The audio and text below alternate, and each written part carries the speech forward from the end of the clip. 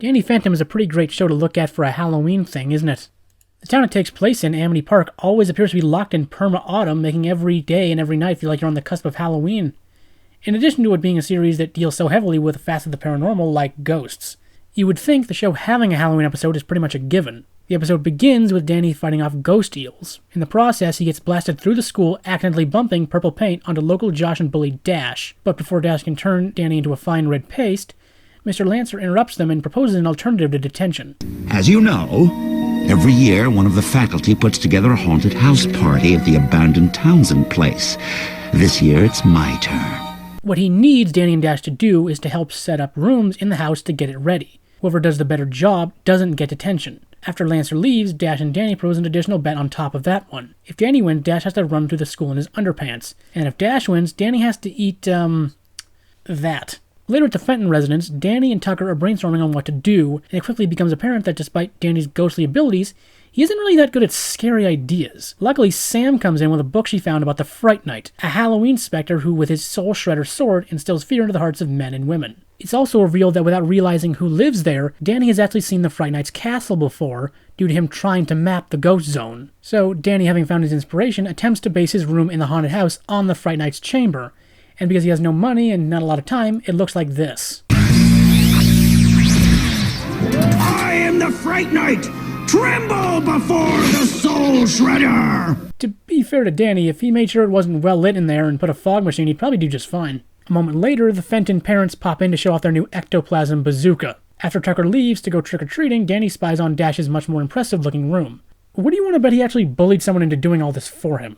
Anyway, Danny, trying to up his game to compete with Dash's haunted spa, goes to the ghost zone to get his hands on the real Soul Shredder in the Fright Knight's castle. Danny manages to grab it quite easily, and it's revealed that the Soul Shredder wasn't just to tie the whole room together, it was also keeping the Fright Knight sealed in his castle. Fool! You have released me. Return to me my sword so my reign of terror can begin anew. Fun fact, Fright Knight is actually voiced by Michael Dorn, who played a very different kind of warrior some of you might recognize, Mr. Worf from Star Trek The Next Generation. Which is of course not to be confused with Hee-Haw The Next Generation.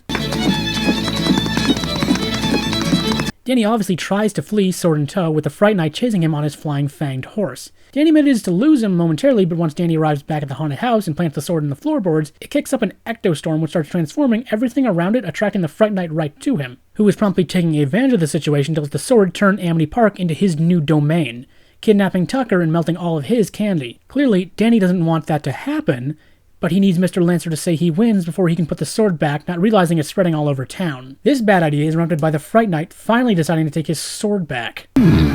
That's one fancy flaming robot. Danny engages the Fright Knight in a battle over the sword while Sam looks over the book from before to try and find out if the Fright Knight has any weaknesses. Discovering that the only way they can get rid of the Fright Knight is to put the sword into a pumpkin. Pumpkin? There are no pumpkins in the room. No pumpkins in the room. It's Halloween. What am I, an idiot? Hey man, you said it, not me. But you know, plastic pumpkins full of charred candy are technically a kind of pumpkin. With the sword back under gored incarceration, the ectostorm dispels, all the stuff that got transformed is untransformed, and the Fright Knight is sucked back into the ghost zone from whence he came. I will have my vengeance!